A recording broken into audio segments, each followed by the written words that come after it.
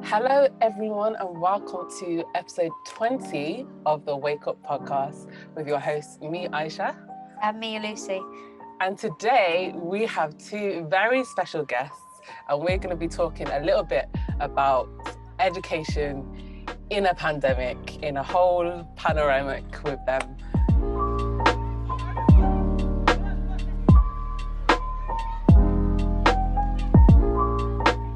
But yes, before we get into that episode and start talking about that topic and everything that goes into it, let's introduce our guests. So, two very good friends of ours from uni. Tell us who you are, what do you do, how's life?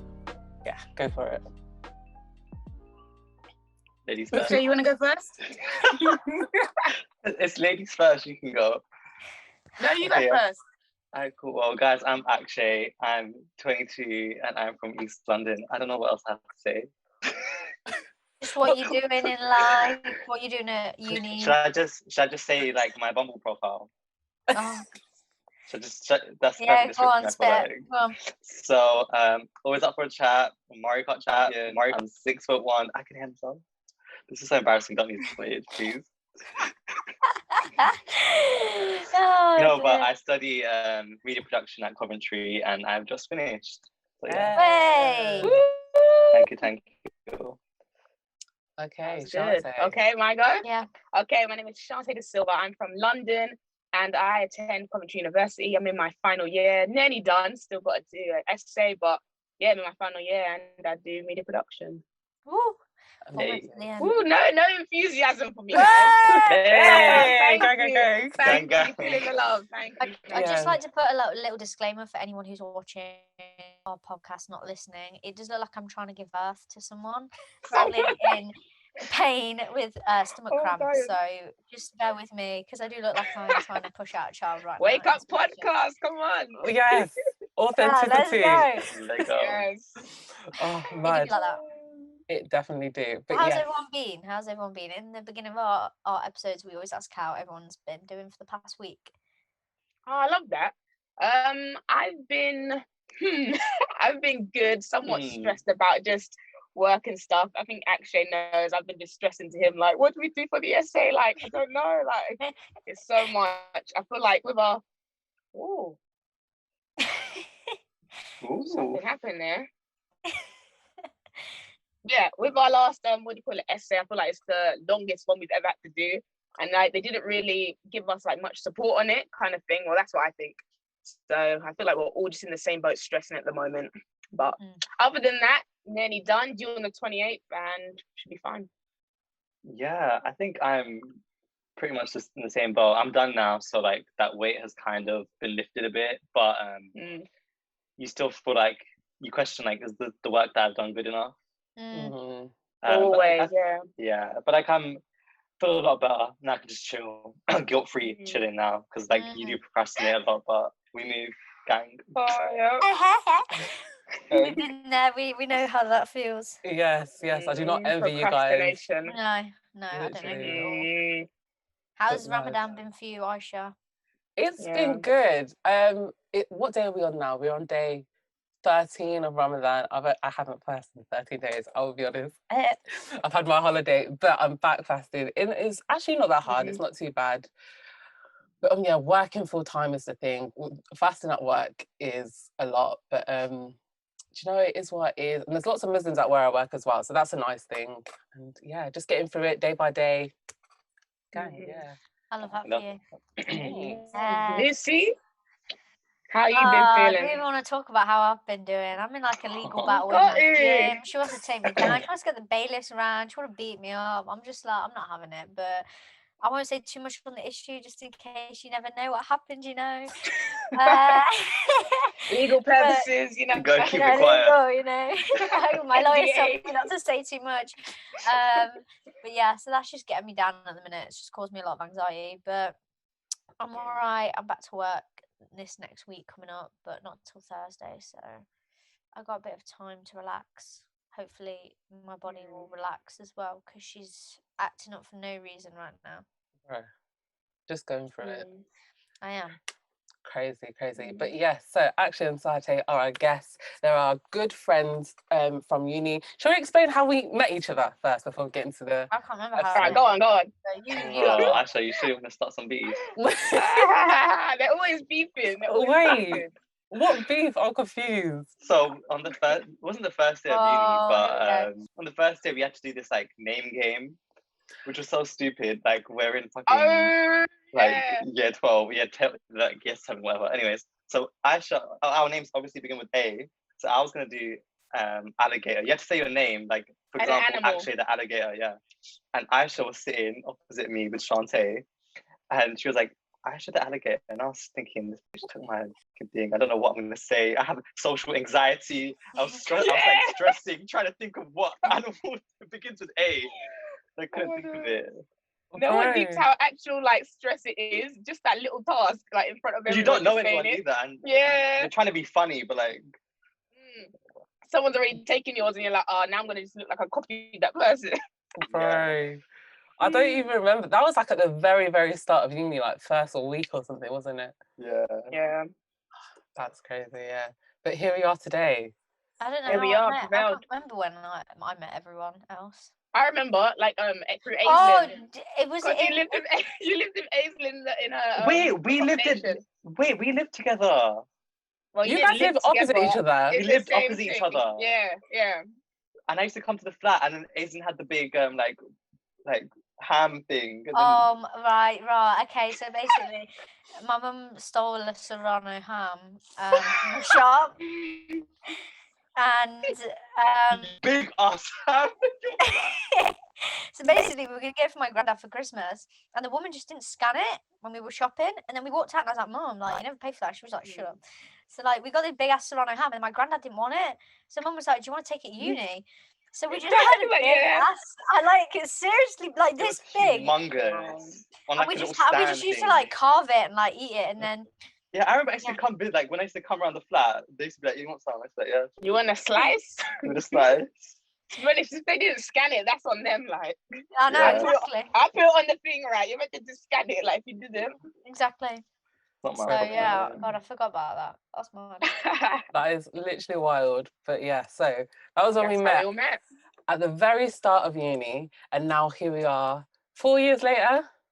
Is it? 4 years. We would have graduated with Aisha, but you know, me and actually took that gap year, that placement year. So Yes. here And we are. we will get into that as well, about talking about your placement and stuff. But first, All right, good, because I got the tea. I got Here we so go. many stuff. Like, We have a lot of tea, don't we? things to Mm. say, things to say. But before we get into that, for the start of the episode, I want to take you guys back, okay, to the start of the pandemic. So March 2020, yeah. very start of March. So we know that COVID is a thing. We know that pandemic is a thing. It's going on in China and around the world and just coming into the UK. But at that point, I don't think anyone really took it seriously. We didn't know how serious it was going to get. No. So I want you to go back to March 2020 to start. Where were you? What were you doing? What were you working on? Yeah. Who wants to go first? Oh no, you guys are breaking up. Like we've had swine. You guys like. I mean, you guys know that. Hold on. I think it's me. It's you, Aisha. Yeah, I can hear him I'm fine. gonna- Down we need now, to girl. beef Virgin Virgin Media. We're gonna beef Media. Virgin Media. Like, I'm ready planning to attack. go. We're gonna I'm fight ready to Virgin attack. Media because they're actually stopping the bag right now. It's not very. I it's feel not like you guys need to do another podcast on Virgin Media. I'm not gonna lie. Okay, 20 let's do it. Dedicated. And then keep all the buffering in because that just adds to it. Exactly. This sounds the story. Okay, if you guys could just start from the top. I barely know what I said. Yeah. Okay. on. Cool. Said Ask you the didn't question remember again. like anticipating. Oh yeah. So we didn't anticipate any of this happening, but I do remember like taking. Like you guys know me that I'm not a germ freak, but like I like to be a bit clean. So like I remember like taking like going to like Tesco's to buy wipes, and like shit was selling out. Like that's like when people started finding out, and like toilet paper was like everything, like the supermarket shelves were like being emptied, and that like it was really daunting. It was like, whoa, like what is happening? Yeah. Oh, can I just add on a point from that? Yeah. Yeah, so oh my days. So at the beginning of lockdown and everything, everyone wasn't like sure what was going on and stuff. And I remember when I think a few weeks later, when everyone started to like become more like aware of it and everything, it was weird. It was like apocalypse. Like, I remember going to Tesco's, my local Tesco's, and when I say the shelves, everything was cleared out. I've never in my life experienced that, and I was like, oh my days, this is like some apocalypse zombie type of thing when all the shelves are all gone and everyone was scrambling, rushing around. Like, I was like, this is crazy. Like, and to think about like where we are right now and looking back at that, it seems like a whole different world, different lifetime ago kind of thing. Yeah. But yeah, it's mad. Yeah. It was a very weird experience. I remember I'm very pessimistic. I say I'm a realist, but everyone says I'm a pessimist. But as soon as like I heard the news and I saw what was like happening, and especially because my friend was studying in South Korea, and like how seriously they were taking it, I knew that like this was not going to be something to take very lightly. And I remember like I got a face mask straight away, and when people weren't wearing face masks, and it was kind of a bit like frowned upon, like everyone's like, "What are you doing?" sort of thing. And like sometimes I would like give in to like peer pressure and not wear it to certain shops and stuff because I felt so like anxious like wearing it. But I just remember like going to the shop because I think I needed paracetamol and I just couldn't find it anywhere. My mum had to ship me paracetamol from Leicester to Coventry. Um and it was just so strange. I remember like the projects we were doing at uni, like everyone was like, it's going to be fun because our flight got cancelled to Finland. And I just knew everyone was like, it's going to be fine, our final project will be fine. Da, da. And I knew right then and there, it's just not happening. It's just not happening. Because this shit that's happening around the world, like you're seeing things that are happening and what the other countries are doing. I was like, there's just no way that our country is just going to be fine. So I remember being quite like, obviously I wasn't expecting it to be as big as it has been, but I knew it was going to be big. And a lot of people around me were kind of like almost making out like I was being quite pessimistic and stuff and like unrealistic when actually I think I was being the most realistic. He was. Yeah. Yeah. So I remember I was like the complete opposite because I remember like I don't really in general watch the news and stuff, and that's just from personal experience. I've been with like in the media and stuff like that. I know how they twist things and whatever. They want to show a certain angle and stuff. But that's just me. So I kind of mainly just saw everything from like social media aspect side and everything. Everyone was talking about. I wasn't really sure what was really going on, and until it finally hit, that's when I kind of knew. So with me, I was kind of like oblivious in my own kind of bubble kind of thing. So I had no clue. I think one What was thing that happening? really like made me go, this is bad. I remember seeing a video in China and they made a hospital in like, what was it, like a week or 14 days? They built an entire hospital for COVID. Yeah. And I was like, this shit's bad. Wow. Even my mum, I remember at work, she said it was like 300 deaths in China, and she was like, this is bad. She remembers saying at work, this is bad, this is going to be bad. And like, I just knew as soon as I saw that hospital, it went up like that. And I was like, that shows you that's scary. You know, like I lived in code accommodation in Coventry and that still ain't finished. That And still in ain't China they can finished. put up. It is still not finished. And in China they can make a hospital in like 14 days. I'm like, trust, this is bad. So yeah, I think this pandemic really exposed a lot of things. Yes. Like that's up with the world. Can I say? Yeah. Yeah, that's like messed up with the that's like really messed up with the I world. remember you the whole time and then you just asked on that fifth one. Got double checking it. Oh, But yeah. no, it's like it's insane. Yeah, I think it's been like yeah. really scary because obviously, like you guys said, Yeah. none of us have experienced anything like this before. So like No. when we see stuff like that happening, the hospitals being built, deaths starting to rise in other countries, like people panic buying in the shops, we know that something Yeah. is on the horizon. But I don't think any of us knew just how bad it was going to get. Like No looking way. back Yeah. a year later, how many lives lost, everything that's happened, it's crazy. But It makes me like really sorry. no, sorry, Karen. It makes me like really like frustrated and like angry almost because it's like we could have been on top of this, but like our government was being, they weren't thinking like it baffles me like why people weren't thinking straight and why people just don't have common sense. Not just the government, but people on like people that don't go out with a mask or don't wash their hands properly or just sneeze or cough and just it baffles me. And like another thing was like that I realized is how, like, I was gonna say this when Lucy mentioned about the masks. Like, I didn't realize how important masks were and how easily germs are spread. Because back last year, just at like winter time, I normally get sick. Like, you get like a winter flu, and you think that's passed on, like, traveling like in the air. And I didn't get anything, and I was like, this is because I'm wearing my mask. Like, I'm just like, yo, guys, like, still, like, none of you that are wearing, like, there's so many people that you see outside that are not wearing masks, and it's just so like, it aggravates me a lot. They had that whole protest of people like protesting not wearing masks, which it just sends everything backwards. Like, we're trying to come out of lockdown, and they went and done stuff like that, and I just didn't understand it. I was like, what are you doing? Like, and I think they had like a protest right before we was gonna come out of lockdown. And I was like, what? I was like, what are you doing? Literally, it was only a few days until it was gonna come out, and I was like, what are you doing? Like, oh, so crazy, honestly. And it's mad to think, like, there's people still to this day that don't wear masks, that think COVID is a hoax, that are anti-vaxxers. Conspiracy theory. I have family that don't really believe in like the vaccine and masks and stuff, and I don't want to say too much because I don't want to start an argument within the family. But it really upsets me because I've spoken to Aisha about this before, but my auntie, she has cystic fibrosis, and I've always been very, very aware at a very young age about germs, and like a cold for me could kill her. So I mean, she's a bit cheeky herself because sometimes when I'd sick, she'd let me see her.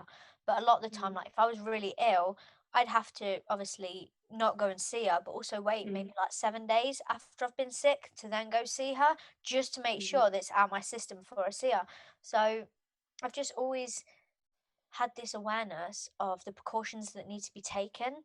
And it makes me really sad that I don't wish that upon any other person to have to experience a family member being sick, but it's almost given me like a new insight and readiness for what we're going through, because I think a lot of people have never experienced anyone being sick in their family or that sort of experience before. So some people just don't get it. And I mean, it's all about education, really.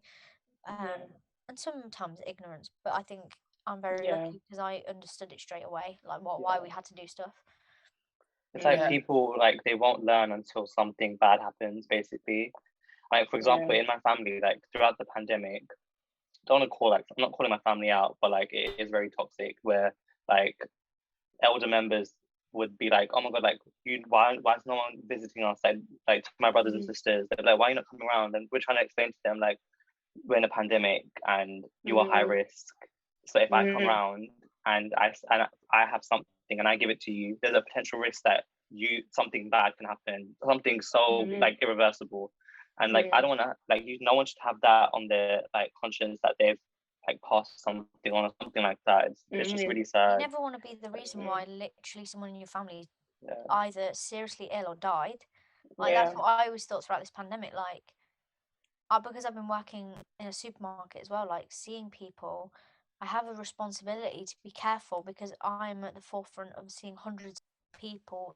Like, oh, you gave them COVID. Like that happened in our families. A load of people in my family got COVID, and I had nipped in to drop something off, but it wasn't me in the end. It was someone else. But like, everyone was like going off at me, and I was like, oh my god. But with situations like that, you can't really, and like, you can't point fingers. If you're actually genuinely being safe and taking precaution, you can't point fingers at anyone.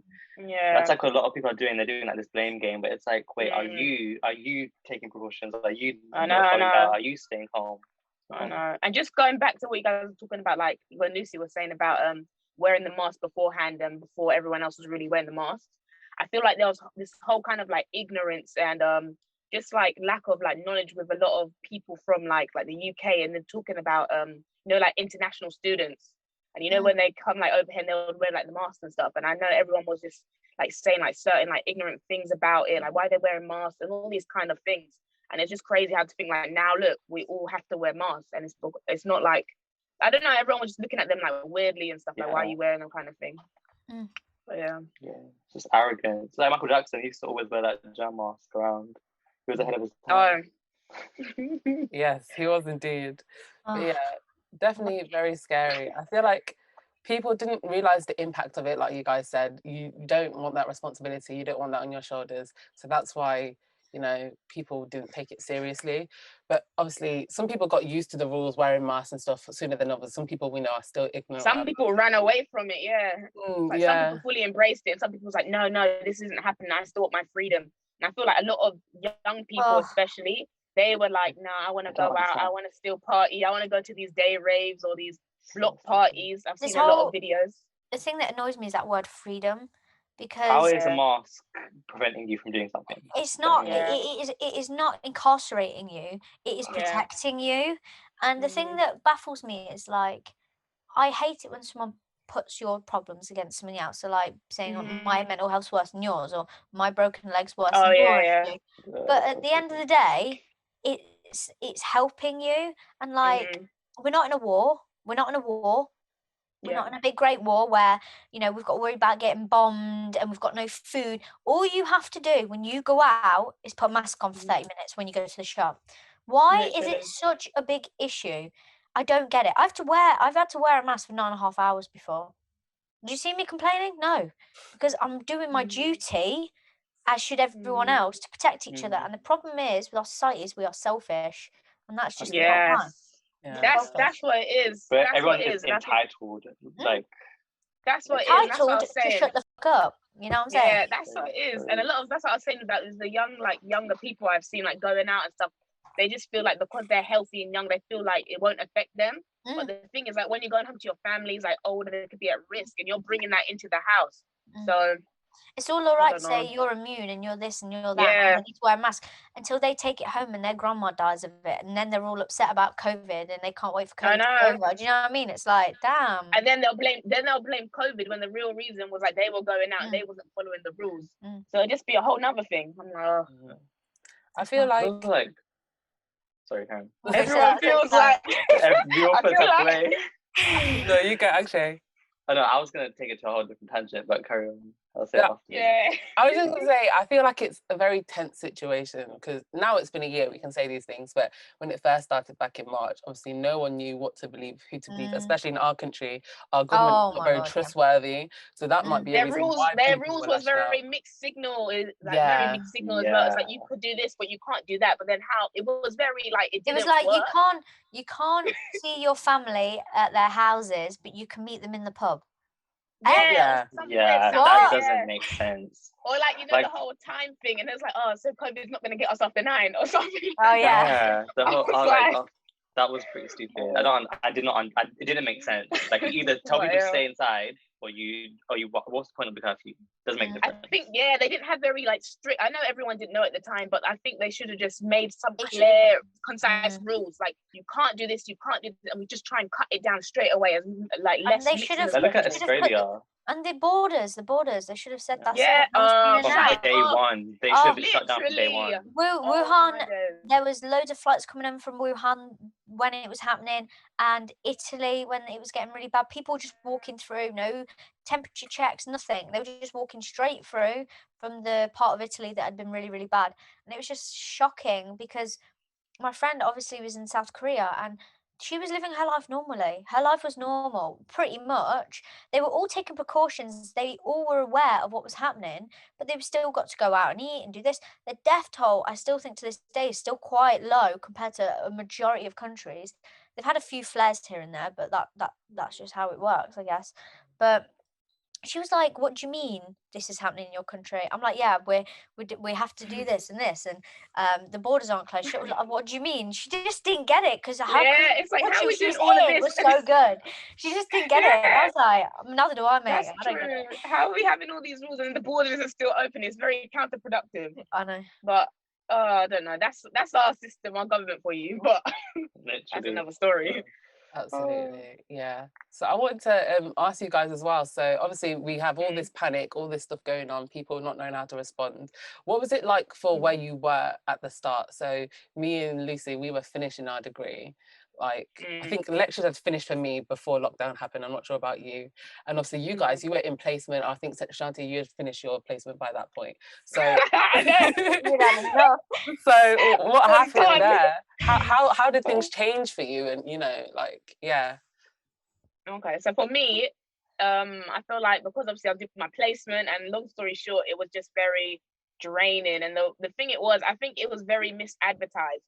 So one thing about like placements, looking for internships and stuff, you definitely have to do your research in it, especially because this company was one of those smaller companies. They make it all glamorized on the thing, like you'll be doing so much more than other placements where you just get coffee and tea. You have like a full-on role, stuff like that. But the way they worked, right, they had only 2 members in the team, and the rest of the team, like 5, was all on placement. So each year they're doing this placement scheme, but it's just a way of getting unpaid people doing like the full job and stuff. And like it was just crazy hours as well, because it was basically the live music like industry. So obviously you're in the office all day, then after you're repping shows till like 10, 11 or whatever, and then you have to go back into the office. It's very, very draining. It's obviously sometimes the weekends as well. So I'd done like 4 months of that, and afterwards I was like, I can't do this no more. Like my family was noticing like a difference in like my like behavior, mood swings and stuff. And I was like, this is not working out. So I left there. I think it was just before Christmas, and that was a struggle in itself. They're like, no, you're so good at the job, stay on, stay on. Another thing is though, they'll pressure you to stay on, but you have to just be strong and just know if it's not working out for you. Remember, like you could always like say no and step back from that situation, which I didn't know at the time, because I was like, it's a part of my course. Like, I'm like, what about my grades? And I was very much like, I have to do this. My mom was like, you don't have to do this. So I spoke to like the team, like the what do you call it? The talent team, and told them the situation and stuff. And they was like, yeah, you don't have to stay on and stuff. So they were a big help. But yes, I left right before Christmas. So when the pandemic was all like happening and stuff, I was completely finished. And I was just like at home. So I feel like, yeah, I don't know. It's like kind of normal for me because I wasn't going into work. I wasn't really exposed much and seeing that many things. Yeah. So yeah, for me it was just like, yeah. For me, so at first, like in regards to the pandemic, at first it was fine. Like when we worked in shared offices, so there are lots of different companies there. And when we go in, like when like we first like found out about COVID and stuff, like the like company that like the shared office company, they were great in the sense of like providing like hand sanitizer and wipes for everyone. But our boss, she was good in the sense that she said, like, if you don't feel well, if you feel like you've got symptoms of anything, not COVID, but anything, you're allowed to just work from home or not come in. And we actually, like, everyone just went work from home, like, pretty early on. Like, I think once they announced, I think it was like the 14th of March, like, once they announced that we was working from home, I think it was just after St. Patrick's Day. Because I remember we was in office for St. Patrick's Day, like having drinks and stuff, and then the next day we went in. But from then, like, it was just working from home, and I actually resigned in July, only because of the way we were managed in COVID. So I actually didn't work that much compared to the other interns, which was pretty like sad and frustrating. It was just, we were poorly managed, I think, and that's why I kind of resigned. The work was great. Like I enjoyed. I wouldn't take like anything back. I would love to go back there. In terms of like the money and time that hours they'd given us, it wasn't great. Like some of my other like colleagues, they were working every day, 10 to 6. That was our time, or 9 to 5. And there were days where I didn't work for like 3-4 days straight in a row. And like I said, like, oh, like we could have been managed better, where like tasks could have been like evenly divided among us. So like, and like I don't blame them, because like they were like, the pandemic was new to them at the time too, but I do feel like they could have taken some initiative and actually been smart about it, which is really sad. But like I did end up resigning, and yeah. It's pretty sad, because at the beginning I was like really happy, really eager to start, actually, because I was looking for placements with you, and then in the end, like it just ended like abruptly, and not like, I remember like resigning. My boss had taken me off the work email like straight, like minutes after I sent my email, and then I messaged my manager. I was like, yo, like what's going on? And then we use this messaging platform Slack. I don't know if you guys have used it before, but a lot of companies use that. And then I messaged saying like, yo, like I didn't say yo, but I was like, hey, don't know why. I was like, my email was like signed off abruptly. Like I would like a response on my resignation, and then they removed me off that. And it was just like really petty, very unprofessional. Yeah. Extremely unprofessional. Like it's just sad because like there were times where I would not get paid on time, like 2 weeks late, which is frustrating, especially if you have like direct debits and shit like that. But overall had a great experience, but it happened and I was not dealt with properly. And I feel like for my own mental health, like you can't stay in it. It's like even for looking for jobs now post graduation, I'm looking for jobs where, like I spoke to you, Shanti, about this, like having a job where I actually like going into, like I That's enjoy what I'm it. saying. It doesn't look like a job because you enjoy it so much. There were days that I would dread waking up because I was like, now I have to go into the office. I'm gonna have a shit day. It's just gonna be boring. No, that was me. Like I would, like on my lunch breaks, I would do some retail shopping because there was like a retail park right next door, and that was like my only sanity. And I called like my other friend who's on the course, Phil, and I was just like, literally, I can't do this. I don't want to even go back. Like I would dread for my break to be over. Like it was terrible. But like at the beginning, like you know how you're just so eager to find like an intern. So I feel like I don't know. Just, I feel that. Yeah, like, it was just like a battle. Sorry. Like, yeah. I was just gonna say, like, when uni finished, it was kind of like, well, now I need to get a job. And I was on universal credit for like 2-3 months, and that was it. And then I managed to get a job in the supermarket, and like it is. I would say there are areas of poor management, and really bad lack of communication, which makes the job really hard. And like I wasn't really given sufficient training, so it's always very stressful going because there's always something that happens and I'm like, oh, I was never trained to do that, and then I get it wrong, and then it's like the emails go out, why was this done wrong? That's really common in like retail and stuff like that. And they just throw you into the deep end. I think as well, like you said, like you everyone's like, oh, it's so good that you have a job though in a pandemic when people lost jobs, and I'm like, yeah, but like I'm absolutely like not treated right, and my shifts are all over the place, and like I dread going to work. I get anxiety going to work. And it's just like you have to go to work because you have to earn money, and it's just really awful. I had the same experience when I worked at Primark, and like bless my mom, she really understood like that I dreaded going in, and she was like, don't worry, like if you want to leave you can, but like you just have to like persevere and just pull through. But one thing like with the placement that I didn't say is that when I first started, like if I split it up into like the beginning and the like end, from like September to December, I had such an amazing time. And then when the pandemic hit, it was just like this whole other experience, this whole new wave that was just crazy. But one aspect that I did enjoy was like the whole like earning your own money, like having to travel on the tube. I enjoyed it. Like it was like I was living my best life. Yeah. Oh yeah, I wanted to say something as well also about my placement. Literally in the first like week joining up, like getting like into the role and stuff, because they're old people who done the placement was still there, they were kind of like training us. And one thing I remember what they said, oh, you're not a part of this placement if you haven't had like free breakdowns. And that just sticks with me because I was thinking like, I just came into this placement, you're telling me something like that. That was already like red flags, warning signs. And like even this other girl, she was like 2 weeks in, and I just remember like she was new like me, and she was just crying. She was just breaking down crying. At the time, I didn't really realize. I was thinking, oh, why is she like so like upset? Why is she so thing? And then afterwards, I started piling up, and I realized, okay, now I know. I feel like as young people, and it's so like rubbish, but it's just what we go through. Like when we first get jobs or internships or whatever, people treat us like we're lesser, like it's we can just throw on the deep end, dump stuff on, things on, and it's just so crap. But literally like, even our lecturers are saying that.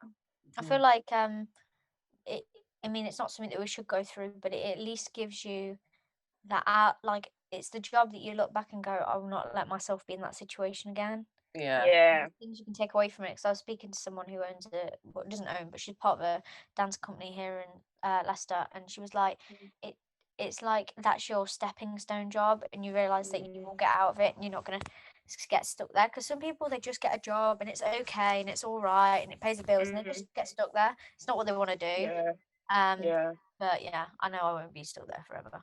Yeah.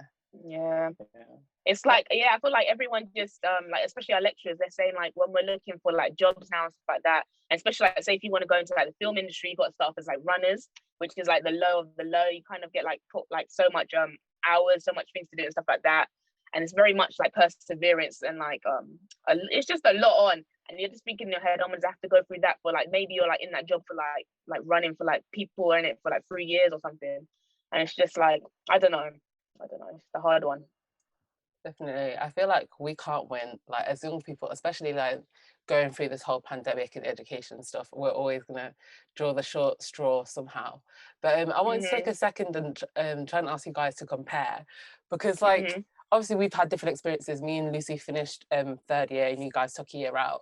I wanted to do a placement, like you guys said. I wanted to do, I remember. do a year out, but it didn't work out. And now I don't know whether to be like happy that I didn't do a placement, I just finished uni before the pandemic got bad, or would have it been better to do a placement and then do a whole year in the pandemic? What do you guys think? Because are you happy you did a placement? Yeah, what would you choose? First of all, I remember I remember me and you applying for Sony. Do you remember? Yes, yeah, Sony Music. Sony Music. They would have been lucky to have us, just say like that. They would have, but I am sort of glad that I didn't do a placement and just finish uni, because then I'm thinking coming back to uni and doing your 3rd year, and we'll talk about this in a bit, but yeah, doing a whole 3rd year in a pandemic and a lockdown, you know, online on Zoom and stuff, it must have been crazy. So yeah, are you guys glad you did a year out, or would you rather have just finished? I don't know, because like for me, it was kind of like, because I like didn't like, basically when I left my placement, they were trying to push me on to keep me to stay till like Christmas, because that way it would have been signed off as I've completed enough hours to do the placement. But because I was going through all of that, I was like, no, I just want to be out of there, I'm done. So that basically didn't even count as like a placement year. That's just counted as like a gap year now, kind of thing. So then I'm just like, it's kind of like, I could have just went to uni and just finished it. But then I'm like, then I would have to go through like what you guys kind of got the back end of like the whole COVID and kind of stuff. And I've heard, like, spoken to people who like graduated when you graduated, and they're saying how it was literally in shambles, because obviously it was new, they didn't know what to do, it kind of like messed everything up. Whereas with us, at least they started to know about it more and put things in place, like with like the group sessions and stuff like that. So basically when we came back to university, they had like little pods, so you was interacting with less people. And I think we preferred that, what I did in 1st semester, because at least we got to still talk to like our lecturers and like interact with people on our course, because we're creative course, like that's like what we do. We like meant to build connections, meant to be in like a creative like atmosphere kind of. And whereas like in 2nd semester everything was Zoom, and I just didn't like that, because I feel like we kind of wasn't like at university, and it was very easy to kind of not get the support that you needed from like the lecturers. It was pretty much they're like, yeah, we know it's a hard time, but yeah, you can email us. So it was kind of just like, I don't know, just talking to like whoever you, like if you had people like friends or whatever, but if you came back and you didn't have no one, I could imagine it would be like a tougher time. Like if I didn't have like Akshay and Roshni and stuff like that. Like we literally got close to Roshni through the 1st semester. So if we didn't have those pods, I don't think we'd actually be even close with Roshni. It just would have been just me and Akshay. So it's just crazy to think like some people might have not like had people with, like if it was just completely Zoom, because you're not going to really interact with people on Zoom and like, or anything. So yeah. I think for me, when I applied to uni, I always knew that I wanted to do a gap year. So I was like glad that I took it out. But now with the pandemic, I'm not really sure if I would have like not wanted to do it, because like you guys, for example, with your productions, you probably started producing and like starting your work as soon as the lockdown hit and everything happened, so it really like screwed things over for you guys, which is like so like disheartening. But like I think like I'm glad that I had that experience. So for me, like I'm just like, yeah, I'm like, I don't think it would have really changed anything for me, because I still would have wanted to do a placement. But like Shantae is right, like I anticipate coming back to uni, being able to go out to the clubs, make new friends, and just do all these things that like like basically just have like the last hurrah. This is my last show. That's what I was just wanna gonna try and get say. out. Last final year. Yeah, but like, and we haven't really been able to do that, which is like extremely disappointing because like one thing is like going into a new year with meeting all these new people, like you meet new people to like make friends, but also like network, see people you can produce content with, and we haven't really been able to do that because that's something that I didn't do much in first and second year, and I was like, you know what, I'm going to do this in final year, like make the most of it, especially with the loan shop. We're not going to have access to all of that equipment ever again. Most likely, maybe one day we will. But yeah, it's heartbreaking. But like, we haven't even been able to do that. Like for my final project, I was not able to use anything from the loan shop, which is like from like you guys will understand from a creative point of view. It's like what the. And actually, was the savior in letting me use your camera. But if I didn't have your camera, I don't know what I would have done. I don't know what would have happened, but that's awful. it is like disheartening. But like one thing that I spoke to my lecturer about is that it's given me like perspective and like I'm able to contextualize what I can produce, because if I can pull through in such a situation, like being in a normal situation, I should be able to just strive and like do the best I can. And so it's like it's bittersweet. Yeah. I was gonna say, one thing with like the limitations, especially with like our final project, was like, and I think with me, I kind of like ran with it and think, okay, so I know that we can't film like on set anymore. So I was thinking, what other like forms of media can I use? Which is like I incorporated like animation in there, which I wouldn't have done before. So I feel like sometimes it's so easy as like creatives to think, okay, like we're on set, like we have all this stuff, all this equipment, whatever. But like when the stuff gets stripped back and taken away, then you kind of think, oh no, like what can I do now? And you start thinking more like you wouldn't even thought of before. So I think in terms of that, I think I just ran with it. I think it enabled me to use things I wouldn't even thought of using. So yeah, definitely. I think like as creatives, it gave us an opportunity to try and think outside the box and adapt to the situation, which is always a good life skill to have. Yeah. But just going back to what Akshay was saying about like third year, like social experience and networking with people, I feel a bit grateful now that me and you, Lucy, we had that opportunity at the start of third year. We were able to do that, like meet up with people and still like manage to do the most of our projects. So I know you almost didn't write in your play and started directing it, getting through it, and I was like a couple of weeks away from show date. Wow. My audience would be coming in, sitting down. Yeah. We had put together the entire show, the bare bones. It was all blocked. And then we got told we're going home. We had to film. One day we had to come in, film the entire play, scene by scene. We were meant to be off script by then, but not all my actors were off script at that point. But yeah, it was just like with scripts, a couple of chairs, filmed, and that's all I've got for my final project. And I'll go into this later, but I had a perspective of what theatre would have been like this year as I worked at university this year, which I'll talk about later once Aisha's obviously spoke about what she was saying. Yeah, for me, I was almost finished. I'd filmed one section of my final project. I had a lot of other sections to do as well. And then, for me, we got sent home. My dad got in and obviously passed away just before lockdown happened from COVID. So it was like, I wasn't even thinking about uni at that point. And it was just like so abrupt, like such an abrupt ending.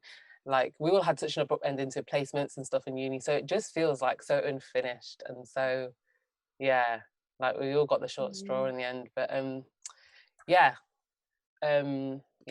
sticky one. But going back to this year and how we went through things. Obviously, Lucy said that she worked at uni, so she knows what third year students went through and stuff. And I want to talk a bit about like the specifics. So what was it like logistically in terms of online lectures and stuff, like comparing it to your previous year's experience?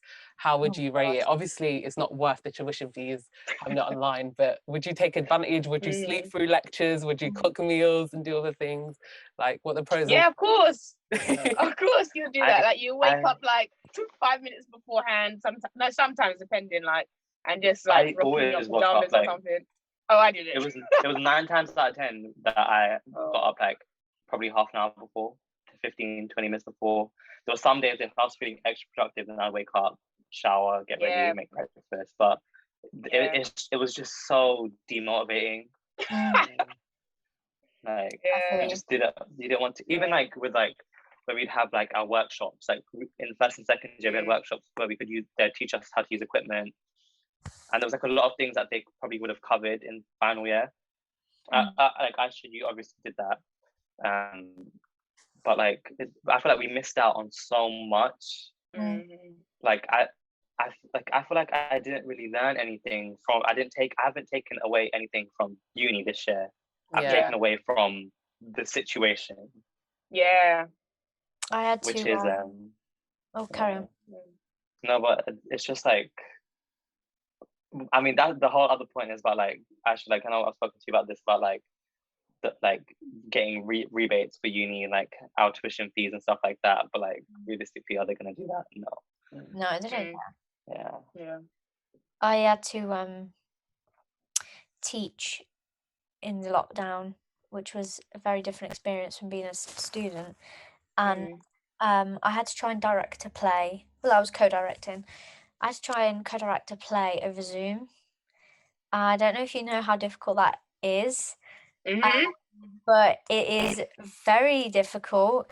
You are limited to the box space, and then if two characters in a scene together, you've got to somehow make the scenes, the two boxes connect somehow. So that was a very interesting experience, and the students were struggling a lot, and I'm just glad that I wasn't in my second year or final year or first year of theatre this year, because I was literally on the cusp of being in the year below. So if I had been born in the year below, I would probably do my final project, which I really wouldn't have wanted. And we did manage in the end to get in the space, because we were one of the subjects that needed to go back, because it was just, they were like, if you can't do it online, you can go in the space. So we did that, but it just wasn't the same, and we just didn't get the characterization that we could have got out of obviously them, but that's not their fault. We couldn't do any physical work, and the students had issues with the play, so it was really difficult for me and for them. And I was speaking when I got to go into university for one of the 4 days I was actually in. I spoke to one of the lecturers, and he teaches the first years. Now, the first year theatre students have never been. I don't know if they've ever been at the uni or anything. I think it's all been online. Like they've never really met each other. They've done no theatre, and he's like, every week someone else drops out of that box on Zoom.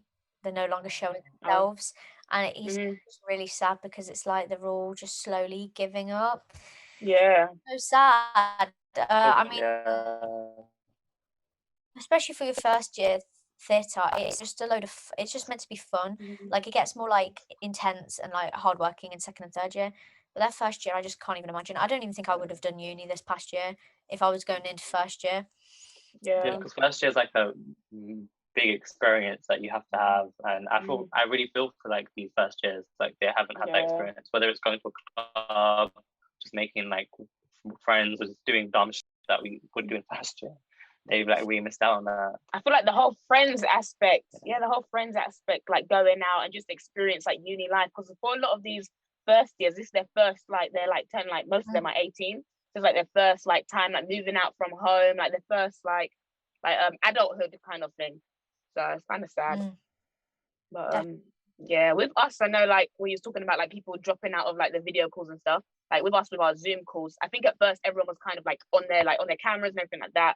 And then we done this thing where you had to go into the breakout rooms. And then like sometimes like when lecturers were in there, everyone would just not talk, and it'll just be the awkwardest thing ever. And it was just like at the point where people would just be like leaving and stuff, because it was just so awkward, because no one really wanted to talk, or no one was really enthusiastic. But Yeah, it's one of those things. It's just not the same, is it? Like it was really hard for all students, I'm sure, and all courses, but especially for us, like creative subjects. Like you mentioned actually about workshops and equipment, and especially for theatre. I mean, it must have been really hard, like you said, having to confine it to a box. Yeah, I just can't imagine. And in terms of like first years and them starting uni and that first experience of independent adulthood, that comes with so much. So doing that at home just completely like switches it over. And yeah, it must have been so hard for them, like mentally, like their mental health as well, to start this whole new journey, but still feel like confined, stuck in a box. Yeah. I remember when as soon as I turned 18, I couldn't wait to like move out, like go to uni, experience like adulthood, make new friends, like the whole aspect of that. I was like wanting to go even before I was 18. I was like, I can't wait. So just the thought of some like young people like having that same like thought process as me, and then that happening is just heartbreaking. Like, honestly. Yeah. Really awful. I just, especially for theatre, I literally have no idea what they've done for the past year.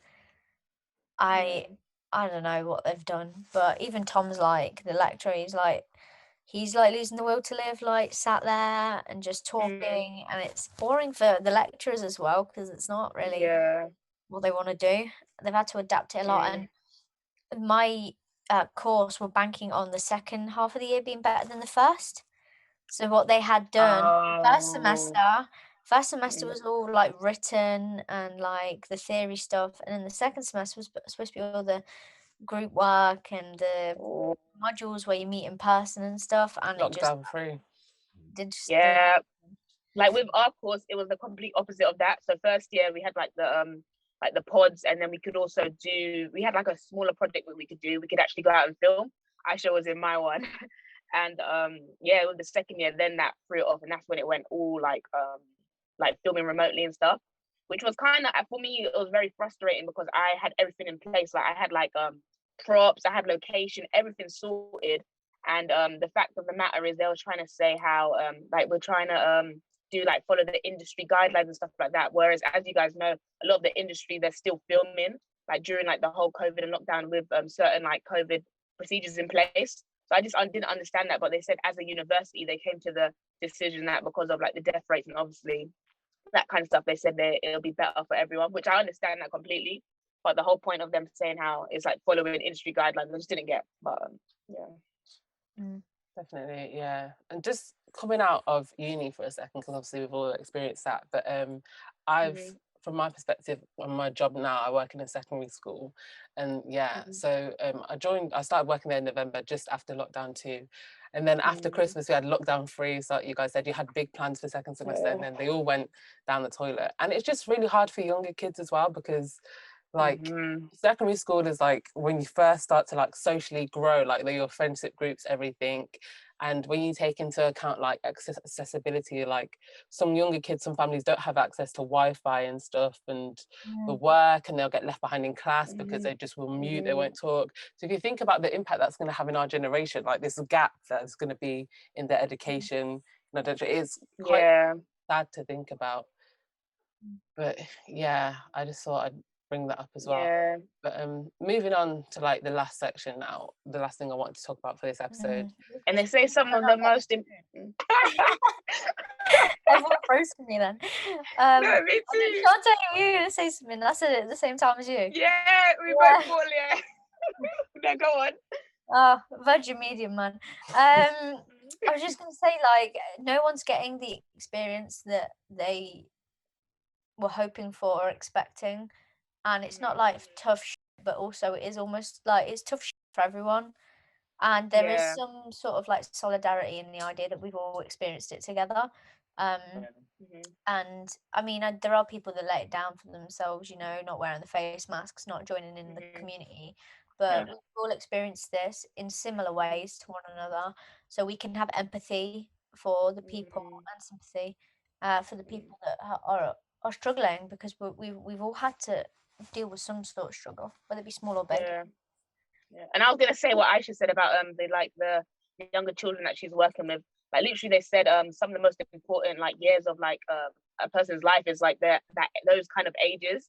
I don't know like specifically, but like I feel like around like 10 or maybe younger. Those are the most important years. So I imagine them like missing out on that education, and just that social aspect as well, kind of thing, could definitely be hard, and in the long term as well.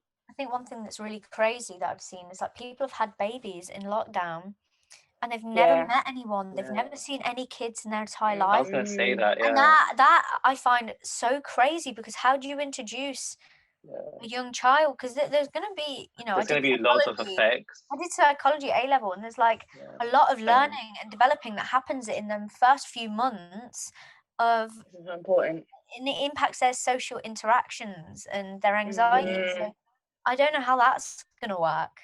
There's going to be a lot of work for Yeah. psychologists in the next few years. That's all I got to say. Yeah. You know.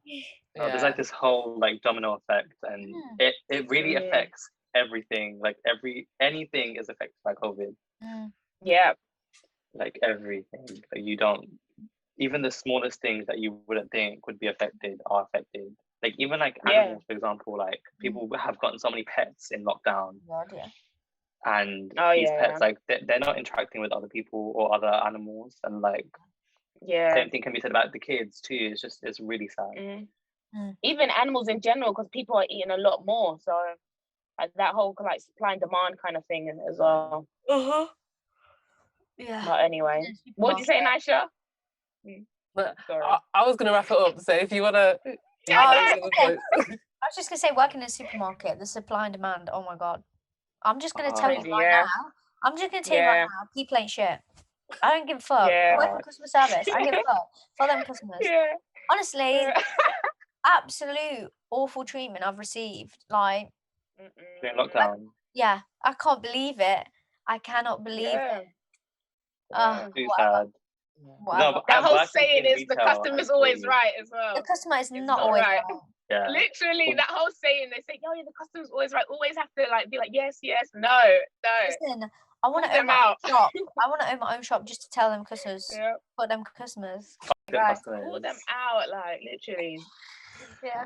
But working in like retail and hospitality, it's like taught you like a whole, Oh, like, my just giving them days. a whole another respect for like people that work in People, retail. yeah, and just And how they go people how through they could be. shit. Oh, yeah. But mad. people Anyway, that talk, I- people that are rude to like, oh yeah, actually you want to wrap it up. I'm so no, sorry. go. Well, yeah. Oh, funny. Yeah, I was just gonna say it's been obviously just a bit shit, yeah, so much that we've talked about has gone wrong, but obviously, like we've said as well, we've adapted from it, so we've learned so much, and hopefully the future is gonna look brighter. Hopefully, we'll see. But yeah, just to wrap it, Hopefully, yeah. what would you guys say? Like, well, firstly, what do you think could have been done better by everyone, by unis, by schools, by the governments, and then also, like, what are your plans for the future now that you've lived through this, now that you've been through it, and has it changed what you're planning to do in life? I feel like with the unis, in terms of the lecturers, they did the best they could. Like I can't Yeah. put on my lecturers because they try their best, and Mhm. like it's not, it is their responsibility, but what more could they have done? Mm. I feel like with the actual university, I feel like on a whole, I feel like I feel like when we get our results, we'll see, but we'll see how lenient they've been, and how helpful they are. But in terms of the government, what the fuck? Yeah. I know it sucked. Like obviously, it's not ideal, but they should have made lockdown extremely strict from the beginning, because we would have been in a whole different situation by now if we just pulled through. It would have been nice to see the Prime Minister of this country Mhm. take it seriously from the beginning, instead of saying, I've been shaking everyone's hand.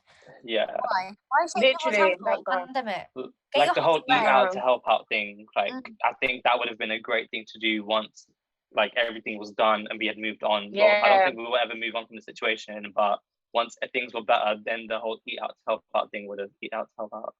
Whatever Then they it's just blamed the whole young people for that as well, when they were literally encouraging young people to go out and go out. And it was But, just like yeah. they were contradicting themselves.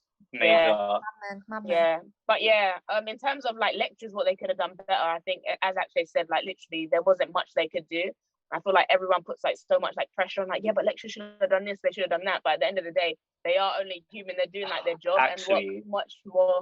Oh, Shantae, remember like Yeah. the whole EPK thing? Like there was something. Oh yeah, that was her though. That was on her. Okay, I don't want to blame. I'm not trying to blame them, but like this is more maybe not to do with the pandemic, more to do with our course. Yeah, But that's what they I'm just saying. they, Yeah. I feel like they should have been a bit more on it in terms of like timing. They were telling us things at the last minute, but that's got nothing to do with the pandemic. But yeah, but at the end of the day, yes, as you guys were saying before, like it's affecting all of us.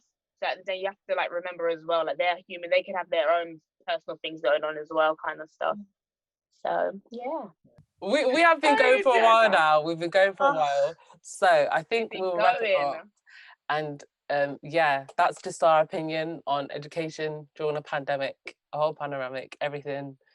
How it get me out of this life. Yeah. Words of advice, actually, for anyone in uni, anyone going through school and stuff and having to deal with this, what would you say to them, having been through it now? I'll just say definitely utilize like the people around you, like say your friends, like your family, or just like even I know like as I said about the lecture saying like email them if you feel like you need to, just use that kind of thing, use them, like they're there to help kind of thing.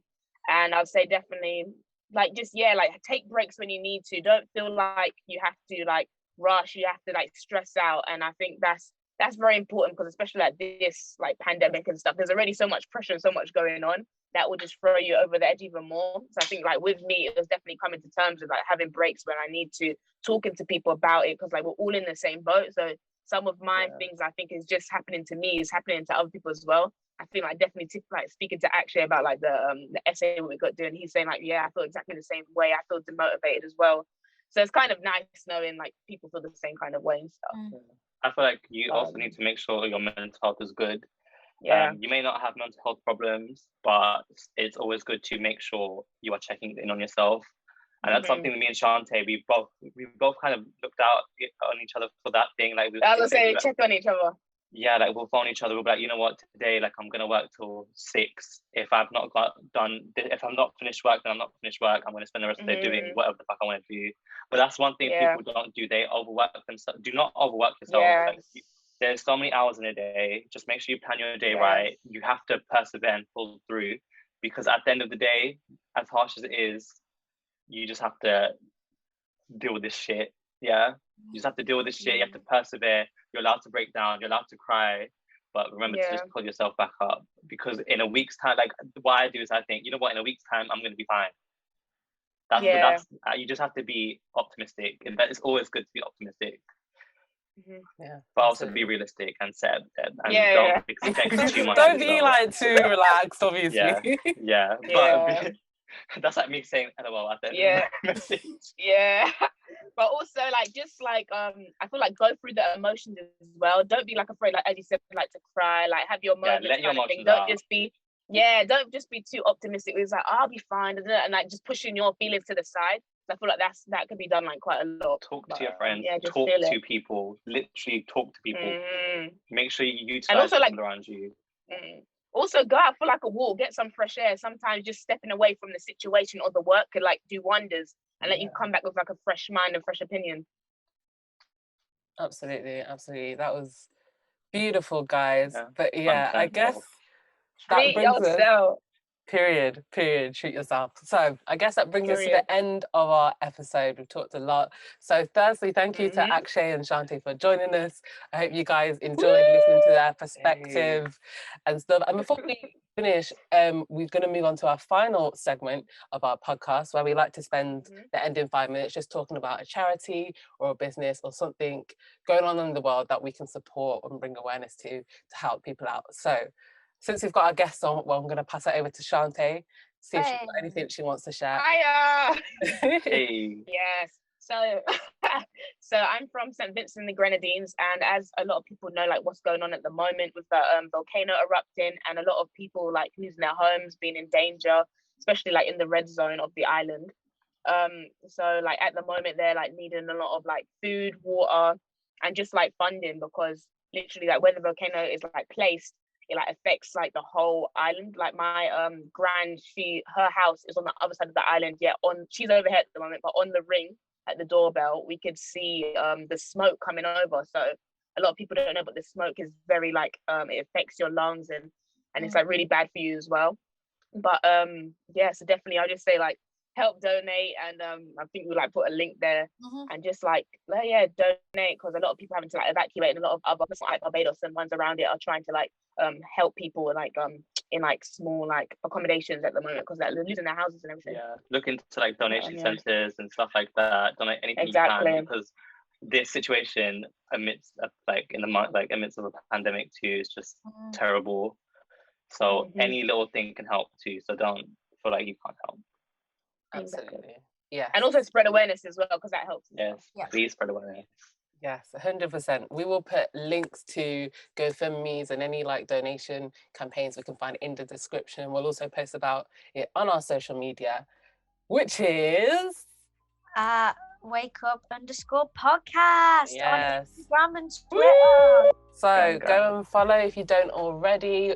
Also, if you're Come on, follow. follow, subscribe if you're watching on YouTube, like, follow on Spotify or whatever you're listening. Hurry up because I need to go take a shit. Okay, so thank you guys for watching. I hope you enjoyed Thank you for it. watching. Thank you for Aisha Yay. Shante, and we will see you in the next one. Bye. Bye. I'm gonna shit myself. Oh my god.